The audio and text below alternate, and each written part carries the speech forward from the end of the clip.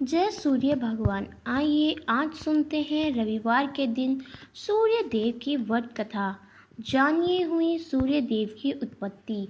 सूर्य और चंद्र इस पृथ्वी के सबसे साक्षात देवता हैं, जो हमें प्रत्यक्ष उनके सर्वोच्च दिव्य स्वरूप में दिखाई देते हैं। वेदों में सूर्य को जगत की आत्मा कहा गया है। समस्त चराचर जगत की आत्मा सूर्य ही है। सूर्य से ही इस पृथ्वी पर जीवन है। वैदिक काल से ही भारत में सूर्य उपासना का प्रचलन रहा है। वेदों की ऋचाओं में अनेक स्थानों पर सूर्य देव की स्तुति की गई है। पुराणों में सूर्य की उत्पत्ति, प्रभाव, स्तुति, मंत्र इत्यादि विस्तार से मिलते हैं। ज्योतिषी शास्त्र में नवग्रहों में सूर्य को राजा का पद प्राप्त है। कैसे हुई सूर्यदेव की उत्पत्ति? मार्कंडेय पुराण के अनुसार पहले यह संपूर्ण जगत प्रकाश रहित था। उस समय कमल योनि ब्रह्मा जी प्रकट हुए। उनके मुख से प्रथम शब्द ओम निकला, जो सूर्य का तेज रूपे सूक्ष्म रूप था। तत्पश्चात ब्रह्मा जी के 4 मुखों से 4 वेद प्रकट हुए, जो ओम के तेज में एकाकार हो गए। यह वैदिक तेज ही आदित्य है, जो विश्व का अविनाशी कारण है। ये वेद स्वरूप सूर्य ही सृष्टि की उत्पत्ति, पालन व संहार के कारण। ब्रह्मा जी की प्रार्थना पर सूर्य ने अपने महातेज को समेटकर स्वकल्प तेज को ही धारण कर लिया है। सृष्टि रचना के समय ब्रह्मा जी के पुत्र मरीचि हुए, जिनके पुत्र ऋषि कश्यप का विवाह अदिति से हुआ। अदिति ने घोर तप द्वारा भगवान सूर्य को प्रसन्न किया, जिन्होंने उसकी इच्छा पूर्ति के लिए सुषुम्ना नाम की किरण से उसके गर्भ में प्रवेश किया। गर्भावस्था में भी अदिति चंद्रायन जैसे कठिन व्रतों का पालन करती थी। ऋषि राज कश्यप ने क्रोध होकर अदिति से कहा, तुम इस तरह उपवास कर गर्भस्थ शिशु को क्यों मारना चाहती हो? यह सुनकर देवी अदिति ने गर्भ के बालक को उदर से बाहर कर दिया, जो अपने अत्यंत दिव्य तेज से प्रज्वलित हो रहा था। भगवान सूर्य शिशु में उस गर्भ से प्रकट हुए। अदिति को मारीचम अंडलम कहा जाने के कारण यह बालक मार्त्य नाम से प्रसिद्ध हुआ।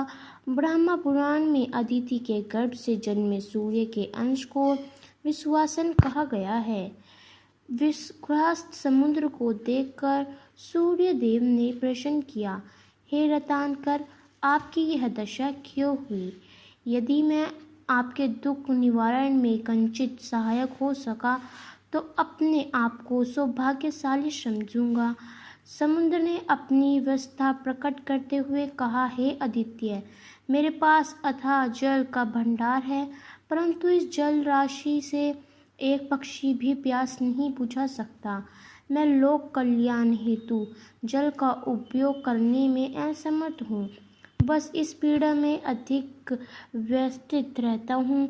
समुद्र के दुख का कारण जानकर सूर्य ने कहा, हे महासागर, ऐसी संपदा जो आपकी विशालता प्रदर्शित करने के लिए ही संचित की जाए और उसे लोक कल्याण में व्यय न किया जाए, वह संपत्ति इस खारे जल के समान ही अनुपयोगी और व्यर्थ सिद्ध होती है तथा अनेक दुखों का कारण भी बनती है।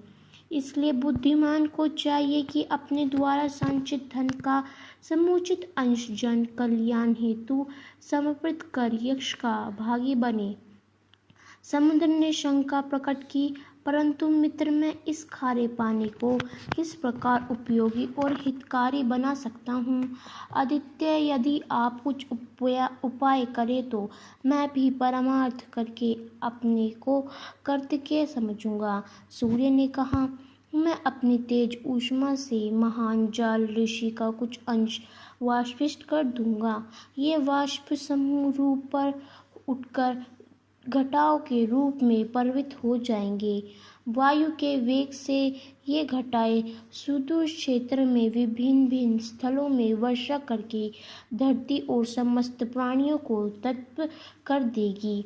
तुरंत ही दोनों ने मिलकर पवन देव को इस योजना की जानकारी देकर सहयोग के लिए प्रार्थना की।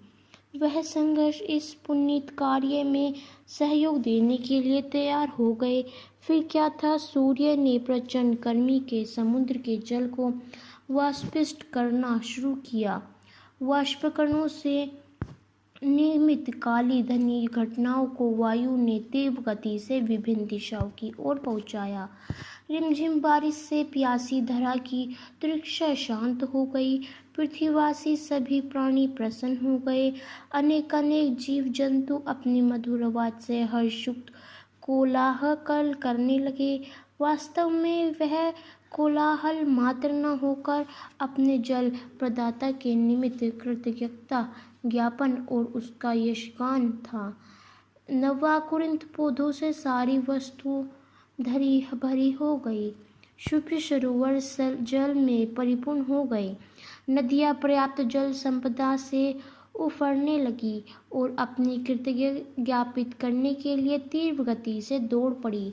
महान परोपकारी समुद्र की ओर मार्ग में तालाबों, झरनों और छोटे नदी नालों में भी समुद्र के लिए जल दान किया और उसकी प्रशंसा की। बड़ी नदियां एकत्रित जल लेकर चल पड़ी। मीठे जल राशि का विशाल भंडार ले जाकर नदियों ने परोपकारी सागर को सर्वसमापित कर दिया। मीठे जल के तटबंध का महासागर को तब कितना संतोष और शांति मिली, यह उसके सिवा और कौन जान सकता है। सूर्य ने देखा कि जल के स्तर में रत्ती भर की कमी नहीं आई थी और न ही स्वयं के तेज में। इस कार्य में सहयोगी हवा भी सौंदर्य महक से शुर भक्ति हुई थी। तो दोस्तों, आपको हमारी यह सूर्य देव की व्रत कथा कैसी लगी, हमें कमेंट करके अवश्य ही बताइएगा। ओम जय सूर्य भगवान।